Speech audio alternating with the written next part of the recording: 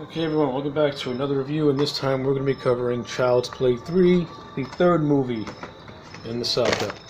And I'm going to keep this review very brief because I really don't have a whole lot to say about Child's Play 3. I don't really... I think Child's Play 3 is kind of a, standard subpar movie. Not really all that memorable. Not a really big fan of the story. I mean, even in the overall concept is screaming out, we're out of ideas. And the overall concept of this movie is Chucky goes to military school.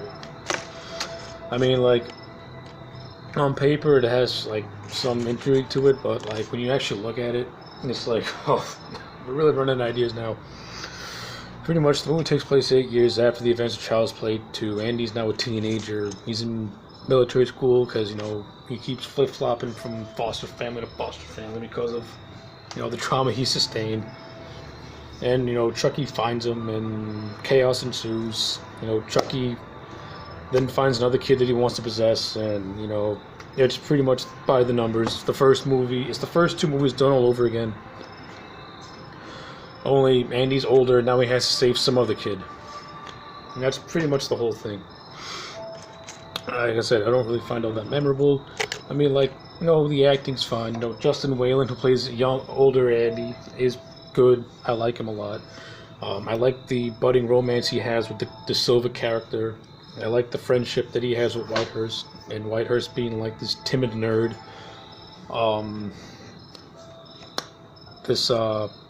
I forgot his name. This is the villain. I like the antagonistic relationship he has with Sheldon, who's like the, I guess one of the leaders of the military school. He's like always picking on Andy and Whitehurst. And I know he's okay. He's okay too. He's like he's an okay prick character. The kills in this movie are... There's actually two kills that I actually like. Two kills I like. The first kill is at the beginning of the movie, where Chucky kills the CEO of the Play Pals Corporation, which is the organization that created the Good Guy dolls. I like that kill, and I like the whole setup to that kill. That was fine, a nice strangulation to get the circulation going. That was cool. And another kill I like is the military barber, who is played by Andrew Robinson, and I love his character as Sergeant Botnick.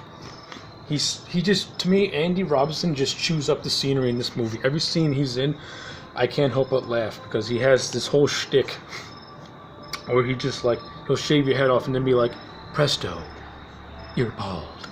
And then there's this one scene where he's, like, in the mess hall, just picking out people, like, Tuesday, Monday, Sunday, and he sees a bald guy, rubs his head like a genie. My man. So, yeah, and then he picks on Whitehurst, like, you're a disgrace to these walls. Andy Robinson as Butnick, next to Brad Dourif, are my two main highlights of this movie. In terms of people who, like, stick out. Because to me, everyone else just kind of blends in. But the ones that actually stick out are Robinson and Brad Dourif. And this time around, Brad Dourif as Chucky is, as usual, brings that manic charisma. Always fun to watch. I love the one-liners he has. He has this really funny one-line that I really like a lot, where he tells Andy, Chucky's gonna be a bro because the kid Tyler he wants to possess is black. And so he's like, Chucky, oh Chucky, good old Chucky. I also like how he finds like a porno mag in Andy's bag, and he's like, oh Andy, how you've grown. But yeah, Brad Dourif as Chucky is actually a lot. The zingers in this movie are much more funnier, and I also like that little when he kills the barber, he also like does a callback to the barber's line, but puts his own little spin on it. After he slits his throat with a razor blade, he's pretty much like, presto, you're dead. And then when the guy looks in the mirror, he's like, definitely you. So yeah. Again, Brad Dourif. Without him in this franchise, this thing will sink like a stone, because he is synonymous with the character of Chucky. Even if the movies are shit or just flat out self-par like this one, at least he's gonna make it stand out. And and that's pretty much it. I mean, I also like the third act. Like the movie in the middle is kind of kind of slow, kind of boring. To me, the third act's where it picks up pace, where they go to like this carnival, and then Chucky's chasing everyone. Is chasing like three characters to like to this haunted house ride type thing, and that's pretty cool.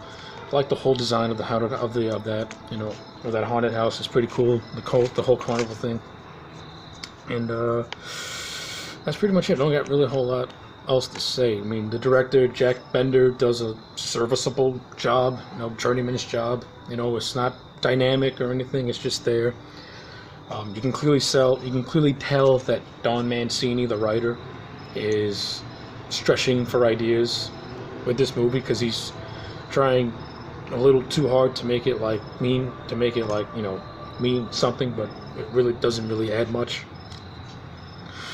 So yeah, this is just I'm going to give it an above average movie. I'm going to give it a 5 out of 10. This movie's a 5 out of 10. Andrew Robinson and Brad Dourif are great. The overall acting in this movie is very solid, and the third act saves the rest of the movie. So yeah, I think a 5 out of 10 is more than generous to this movie. It's not bad, but it's forgettable, to say the least. Well, I'm AJ Legend. Like, comment, subscribe, and I'll check you back next time.